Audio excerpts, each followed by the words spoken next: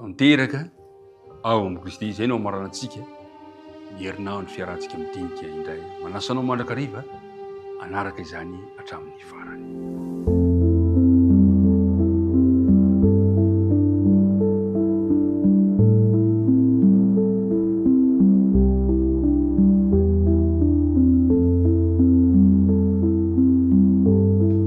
Ampifaliana mandrakariva ary mpiara-midinika namana isany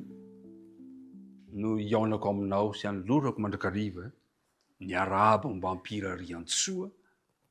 amin'ity androany ity. Engany ny fiadanan'ny Tompo mba hanjaka ao am-ponao sy ny ankohonanao.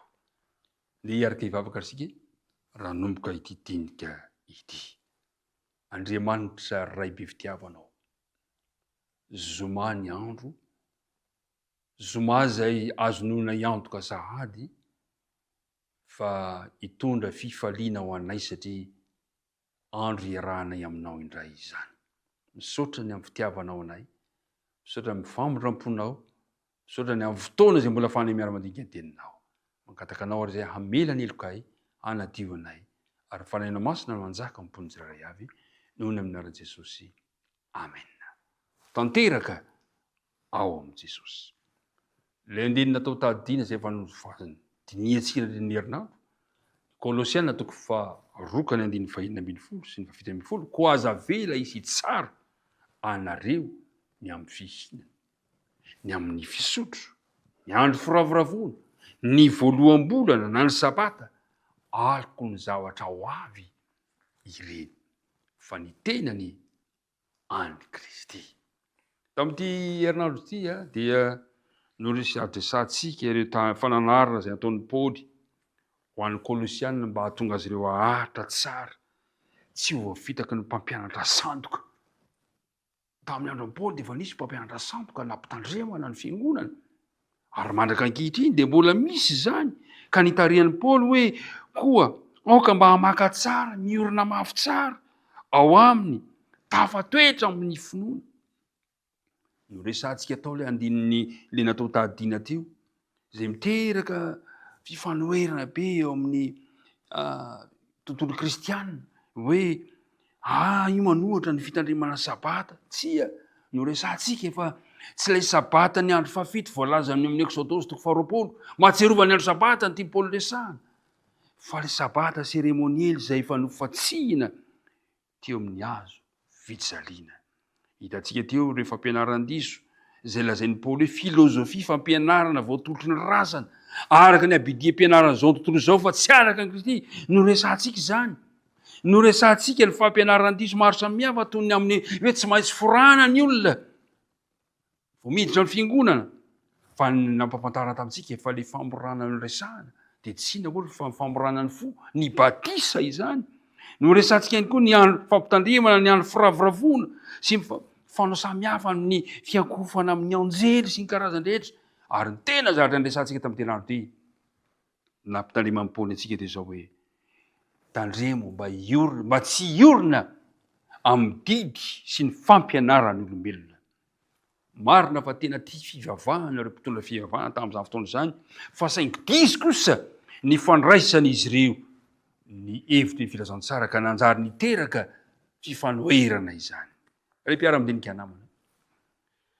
toy ny tamin'ny andron'ny apôstôly, ireo mpampianatra sandoka dia niezaka handevona ny finoana ny soratra masina tamin'ny alalan'ny lova-tsofina sy ny filozofia toy izany koa ankehitriny. Zao nefa ny tinambara amintsika. Tadio tsara fa fandrombahana ny tenin'Andriamanitra sy ny fandrombahana amin'ny tenin'Andriamanitra ny fahefany, hitarika sy hanandratra ary hanolo-tsaina ny olombelona ny fanarahana ireny fampianaran-diso ireny, ireny filozofia ny olombelona, ny lova-tsofina ny didiny olombelona ireny zany dia zao tena fandrombahana mandrobaka ny fahefan'Andriamanitra ary tena zava-doza ary tafiditra ao anivon'ny fiangonana izany. Hitantsika tsara fa nampitandrina i Paoly ny amin'ny mpampianatra sandoka mety tafiditra ao amin'ny fiangonana. Zavatra misy tokoa mantsy dia mety handresy fampianarana mandoka ny kristianina, ary amin'ireny tao mandoka ireny indrindra ny tarihan'ny Paoly tandremo ny fampianaran'olombelona filozofian'olombelona no ankatoavitsika tsirairay avy ary de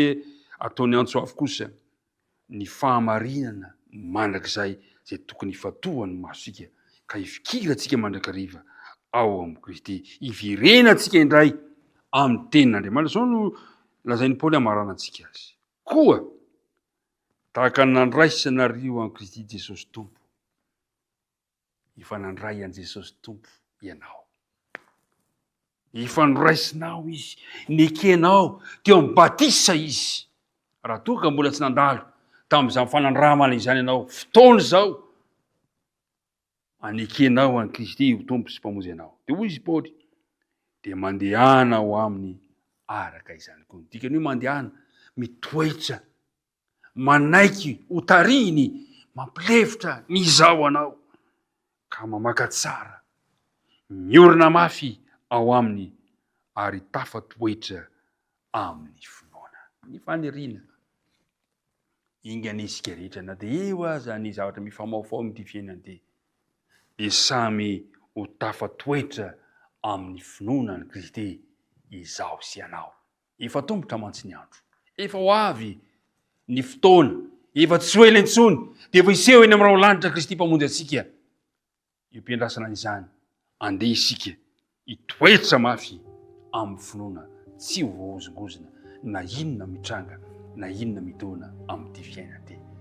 entina mavaka izany fanapa-kevitra rehetra zany faniriana izany satria tsy vitantsika izany amin'ny olombelona antsika tanteraka ao amin'i Jesosy kosa nefa izany raha manaiky azy aho ho Tompo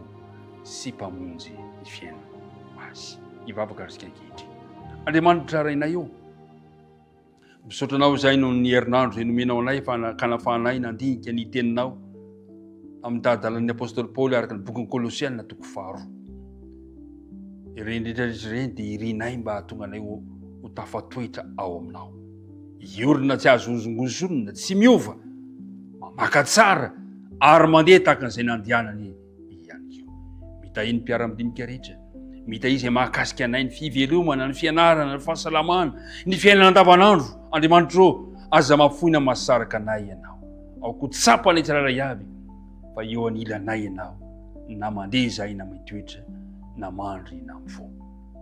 de mitahy anay tononona ny vavaka ary angatahana noho ny amin'ny anaran'i Jesosy rery any amen